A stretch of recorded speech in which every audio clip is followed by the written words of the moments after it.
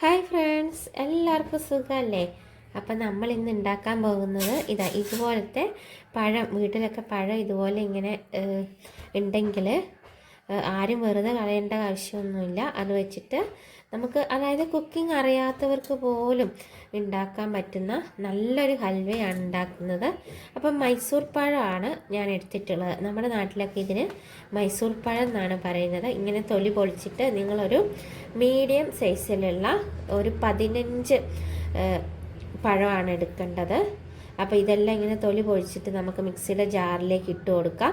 എന്നിട്ട് അത് നന്നായിട്ട് അരച്ചെടുത്തിട്ട് വരാം. 15 പഴമാണ് എടുക്കേണ്ടത്. അപ്പോൾ പഴം എല്ലാം നന്നായിട്ട് തന്നെ അരച്ചെടുത്തിട്ടുണ്ട്. ഇനി ഇതെങ്ങനെയാണ് ഉണ്ടാക്കുന്നതെന്നുള്ളത് നോക്കാം. പഴത്തിൻ്റെ ഹൽവ റെഡിയാക്കി എടുക്കാനായിട്ട് 250 ഗ്രാം വെല്ലമാണ് വേണ്ടത്. അല്ലെങ്കിൽ ഇതുപോലത്തെ 3 കട്ട ശർക്കര എടുക്കുക. അത് അര ഗ്ലാസ് വെള്ളം, അര ഗ്ലാസ് എന്ന് പറഞ്ഞാൽ അര കപ്പ് വെള്ളം എടുത്തിട്ട് നല്ല രീതിയിൽ അലിയിച്ചെടുക്കണം. അലിയിച്ചെടുത്തിട്ട് അത് അരിച്ചെടുത്ത് മാറ്റി വെക്കാവുന്നതാണ്. ഇനി അടുത്തതായി നമുക്ക് പഴ ഹൽവ റെഡിയാക്കാനായിട്ട് പാന് ചൂടായിട്ടുണ്ട്. അതിനകത്തേക്ക് 1/2 ടേബിൾ സ്പൂൺ നെയ്യ് ഒഴിച്ചു കൊടുക്കുക. അതിനുശേഷം നമ്മൾ അരച്ച് മാറ്റി വെച്ച മൈസൂർ പഴത്തിൻ്റെ കൂട്ട് മുഴുവനായിട്ട് തന്നെ ഇതിനകത്തേക്ക് ചേർത്ത് കൊടുക്കാം. അപ്പോൾ ഇതെല്ലാം കൂടെ നമുക്കൊരു 6 മിനിറ്റ് നേരം ഇതുപോലെ ഒന്ന് വഴറ്റി കൊടുക്കണം. അപ്പോൾ പെട്ടെന്ന് തന്നെ റെഡിയായി കിട്ടുന്നതാണ്. പിന്നെ ഈ മൈസൂർ പഴം ആയതുകൊണ്ട് തന്നെ നമുക്കിത് ഉണ്ടാക്കിയതിന് ശേഷം മൈസൂർ പഴത്തിൻ്റെ ആ ടേസ്റ്റ് ഇങ്ങനെ മുന്നിട്ട് നിൽക്കും. അപ്പോൾ അതിൻ്റെ പുളിപ്പൊന്നും ഉണ്ടാവില്ല. കഴിക്കാനായിട്ട് നല്ല ടേസ്റ്റാണ്. എല്ലാവരും ഉണ്ടാക്കി നോക്കുക. അപ്പോൾ വീഡിയോ ഇഷ്ടമായാൽ ഒന്ന് ലൈക്ക് ചെയ്ത് സബ്സ്ക്രൈബ് ചെയ്യാനും വിട്ടുപോലെ. അപ്പോൾ ഇതുപോലെ 6 മിനിറ്റ് നമുക്ക് ഇളക്കി കൊടുക്കാം. 6 മിനിറ്റ് ഇളക്കിയതിന് ശേഷം നമ്മൾ ഉരുക്കി അരിച്ചു മാറ്റി വെച്ച ശർക്കരയുടെ കൂട്ട് ഇതിനകത്തേക്ക് കുറേശ്ശെ ആയിട്ട് നമുക്ക് ചേർത്ത് കൊടുക്കാം. ആ സമയത്ത് നമ്മൾ ലോ ഫ്ലെയിമിലേക്ക് മാറ്റണം. അതിനുശേഷം എല്ലാ വെല്ലത്തിൻ്റെ കൂട്ടും ഇതിനകത്ത് ചേർത്തതിന് ശേഷം നമുക്ക് ഹൈ ഫ്ലെയിമിൽ മാറ്റാവുന്നതാണ്. എല്ലാം ചേർത്ത് കൊടുത്തതിന് ശേഷം നല്ല രീതിയിൽ ഒന്ന് ഇളക്കി കൊടുക്കുക. അപ്പോൾ ഈ പഴത്തിൻ്റെ കൂട്ട് നമുക്ക് പെട്ടെന്ന് തന്നെ അലിഞ്ഞു കിട്ടും. അതിന് കട്ടകളൊന്നും ഇല്ലാതെ ഒരു 3 മിനിറ്റ് ഇളക്കുമ്പം തന്നെ നന്നായിട്ട് അലിഞ്ഞു കിട്ടും. അതിനുശേഷം നമുക്ക് നല്ല രീതിയിലൊന്ന് ഇളക്കി കൊടുക്കാം. അങ്ങനെ എല്ലാം ഇളകി നല്ല രീതിയിൽ യോജിച്ച് വന്നിട്ടുണ്ട്. നിങ്ങൾക്ക് കാണാൻ പറ്റുന്നുണ്ട് അല്ലേ?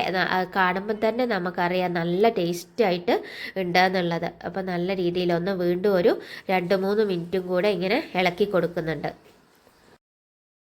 3 മിനിറ്റിന് ശേഷം നമുക്കിനി മെയിനായിട്ട് ഇതിനകത്ത് ചേർക്കാനുള്ളത് ഒരു 3 ടേബിൾ സ്പൂണ് കോൺഫ്ലോർ കലക്കിയതാണ്. അത് ചെറിയ വെള്ളത്തിൽ കുറച്ച് മാത്രം വെള്ളം എടുത്താൽ മതി. കലക്കി എടുത്തിട്ട് വീണ്ടും അത് നല്ല രീതിയിൽ യോജിപ്പിച്ചെടുക്കുക. കോൺഫ്ലോർ ഇല്ലെങ്കിൽ നിങ്ങൾക്കൊരു 3 ടേബിൾ സ്പൂണ് പത്തിരിയുടെ എല്ലാം അരിപ്പൊടി എടുത്താലും മതി. അത് നന്നായിട്ടൊന്ന് സെറ്റായി കിട്ടാൻ വേണ്ടിയിട്ടാണ് ഇത് ചേർക്കുന്നത്. അപ്പോൾ അതിന് ശേഷം നമ്മൾ ഹൈ ഫ്ലെയിമിൽ വെച്ച് തന്നെ ഒന്ന് ഇളക്കി കൊടുക്കുക. നല്ല രീതിയിൽ ഒന്ന് ഇളക്കി യോജിപ്പിച്ച് കൊടുക്കുക.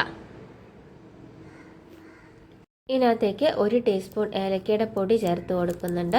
അതിനുശേഷം നന്നായിട്ടൊന്ന് യോജിപ്പിച്ച് കൊടുക്കുക. അടുത്തതായി ഇതിനകത്തേക്ക് വീണ്ടും ഒരു 1/2 ടേബിൾ സ്പൂൺ നെയ്യും കൂടെ ചേർത്ത് കൊടുക്കുന്നുണ്ട്. അതെല്ലാം കൂടെ ഒന്ന് സെറ്റായിട്ട് വരട്ടെ. എല്ലാം നല്ല രീതിയിലൊന്ന് യോജിപ്പിച്ച് എടുക്കുക മാത്രമേ വേണ്ടൂ. അപ്പോൾ ഇനി നമുക്ക് കുറച്ചും കൂടി ഒരു 2-3 മിനിറ്റും കൂടി ആയി കഴിയുമ്പോഴത്തേനും ഒരു 2 ടീസ്പൂൺ വെളിച്ചെണ്ണയും കൂടെ ചേർത്ത് കൊടുത്തിട്ട് ഒന്ന് സെറ്റാക്കി എടുക്കണം. അപ്പോൾ ഇതെല്ലാം പാനിൽ നിന്നെല്ലാം ഒരു വിട്ട് വരുന്ന ഒരു പാകത്തിനാണ് വേണ്ടത്. നിങ്ങൾക്ക് കാണാൻ പറ്റും, അത് ആക്കി എടുക്കുമ്പം തന്നെ മനസ്സിലാകും. ഈ രൂപത്തിലേക്ക് മാറി കിട്ടിയിട്ടുണ്ട്. അപ്പോൾ ഇതിൽ നിന്ന് നമുക്കിനി വേണ്ടത് ഇത് വീണ്ടും ഒന്നും കൂടെ ഒന്ന് വലിഞ്ഞു മുറുകി കിട്ടാനുണ്ട്. അപ്പോൾ ഇത് ഇങ്ങനെ പാനിൽ നിന്ന് മാറ്റുന്ന സമയത്ത് നിങ്ങൾക്ക് കാണാൻ പറ്റുന്നുണ്ടല്ലേ? അടിഭാഗം ഇതുപോലെ ഒന്ന് മൊരിഞ്ഞ് വരുന്ന രൂപത്തിലേക്ക് ആയി കിട്ടും. അതാണ് ഇതിൻ്റെ ഒരു പാകം എന്ന് പറയുന്നത്. മൊരിഞ്ഞ രൂപത്തിലായി കിട്ടിക്കഴിഞ്ഞതിന് ശേഷം ഒരു 5-6 മിനിറ്റ് പിന്നെയും ഇതുപോലെ ഒന്ന് സെറ്റാക്കി എടുക്കണം. അപ്പോഴാണ് നമുക്കത് ഹൽവയുടെ രൂപത്തിലേക്ക് മാറി കിട്ടുന്നത്. ഇപ്പോൾ ഏകദേശം ആയി വന്നിട്ടുണ്ട്. ഇനിയും ഒരു 2-3 മിനിറ്റ് നേരം കൂടെ ഞാനതൊന്ന് വഴറ്റി കൊടുത്തിട്ടുണ്ട്. അപ്പോൾ ഇപ്പം നല്ല രീതിയിൽ തന്നെ നമുക്ക് സെറ്റ് സെറ്റായി കിട്ടിയിട്ടുണ്ട്. നിങ്ങൾക്ക് കാണാൻ പറ്റുന്നുണ്ട്, എല്ലാം നല്ല രീതിയിലായിട്ടുണ്ട്. ഇത് നമുക്കിനി ഒരു പ്ലേറ്റിലേക്ക് മാറ്റി കൊടുക്കാം. പ്ലേറ്റിൽ വെളിച്ചെണ്ണ ജസ്റ്റ് തടവിയതിന് ശേഷം നമുക്ക് ഇട്ട് കൊടുക്കാം. അതിനുശേഷം ഒരു പാത്രമോ ഒരു സ്പൂണോ എല്ലാം വെച്ച് നല്ല രീതിയിലൊന്ന് നിരത്തി കൊടുക്കാവുന്നതാണ്. അപ്പോൾ ചൂടാറിയതിന് ശേഷം നമുക്കിത് കട്ട് ചെയ്തിട്ട് എടുക്കാവുന്നതാണ്. അപ്പം നല്ലൊരു സ്നാക്കാണിത്, കുട്ടികൾക്കൊക്കെ നല്ല ഹെൽത്തി ആയിട്ടുള്ളൊരു സ്നാക്കാണ്. എല്ലാവരും ഉണ്ടാക്കി നോക്കുക. സബ്സ്ക്രൈബ് ചെയ്യാനും ലൈക്ക് ചെയ്യാനും മറക്കല്ലേ.